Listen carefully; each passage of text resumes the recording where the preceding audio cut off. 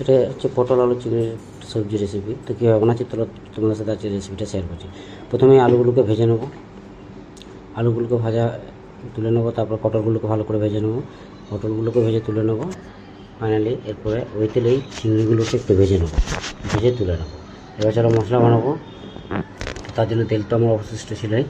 এরপরে আমি দিয়ে দিচ্ছি এর মধ্যে তেজপাতা, একটু শুকনো লঙ্কা, একটু জিরে আর দুটো এলাচ, 4টে এলাচ ভেঙে এর মধ্যে দিয়ে দিলাম। এবার কিছুক্ষণ হতে দেবো, অল্প একটু জিরে দিয়ে দেবো এর মধ্যে, দিয়ে হতে দেবো। হওয়ার পর ফাইনালি পেঁয়াজ, 3টে মিডিয়াম সাইজ পেঁয়াজ কাটা ছিল, ওটা অ্যাড করে দিলাম। আর স্বাদ অনুসারে অল্প একটু লবণ দিয়ে কিছুক্ষণ হতে দিলাম। হওয়ার পর ভালো করে কষিয়ে নেবো। কষিয়ে নেওয়ার পর হলুদ, লঙ্কা, জিরে, ধনে 1 চামচ করে দিয়ে আরও কিছুক্ষণ কষিয়ে নেবো। ফাইনালি কষানোর পর অল্প একটু জল দিয়ে ভালো করে কষিয়ে নেবো। মশলাটা প্রপার রেডি হয়ে গেলেই দিয়ে দেবো পটল আর আলুটাকে। আর চিংড়ি তো তার আগেই দিয়ে অ্যাড করে দিয়েছি।